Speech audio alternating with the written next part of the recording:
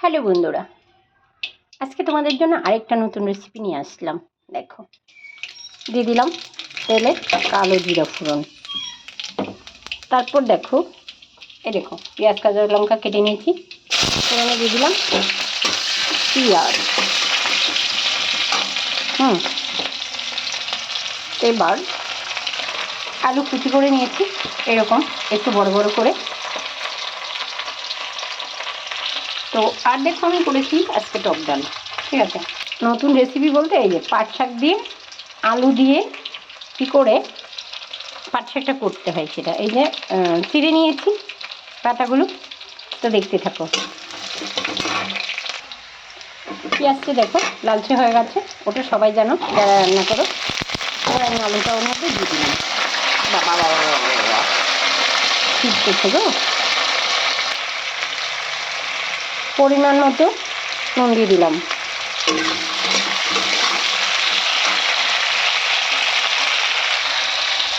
এবার আমি পরিমাণ মতো হলুদ দিয়ে দিলাম। ঠিক আছে, স্লাইটই, খুব বেশি লাগে না। এই দেখো, তারপর দেখো অর্ধেক কাঁচা পেঁয়াজ, কাঁচা লঙ্কা চিরা, ওটাকে ঢেলে দিলাম। এবার আমি হালকা একটু ভেজে নেব, দেখতে থাকো। এইদিকে দেখো, আমি ডাঁটা কেটে নিলাম। ডাঁটা আলু দিয়ে একটা সবজি করে নেব, কেটে রেখেছি। দেখো, আজকে হলো সোমবার, তো আমিষ তো খাই না, খুব একটা নিরামিষও না, এরকম আর কি। শনিবারে পুরো নিরামিষ খাই। তো আমি দেখো এটাকে ভাজা ভাজা হয়ে গেল, হালকা করে একটু জল দিয়ে দিলাম, মানে আলুটা সেদ্ধ হয়ে খানিকটা ভেজা ভেজা থাকবে এইটা। তারপর আমি ঢেকে দেবো, একদম নামানোর আগে পাতাটা দিয়ে শুধু নামিয়ে দেবো, আর কিচ্ছু না। জাস্ট এত টেস্ট, এত টেস্ট, হাত চেটে করে খাবে। এই যে দেখো, এবার শাকটাকে একটু কুচিয়ে নেব আমি।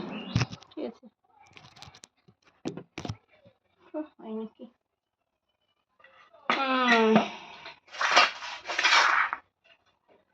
রান্না প্রায় হয়ে গেছে, বুঝলে।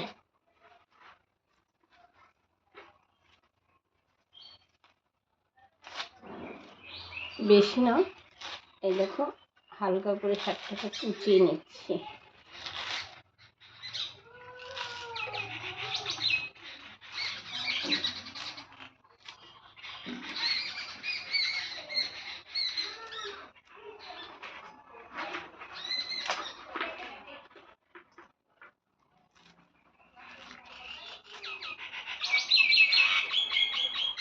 চলো এবার রান্নাটা শেষ করি।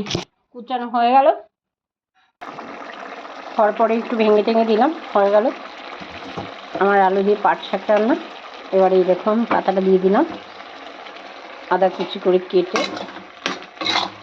এবার দেখবে, এই দেখো ঝোল কিন্তু একদম নেই, পাতাটা দিলাম সঙ্গে সঙ্গে মজে গেল।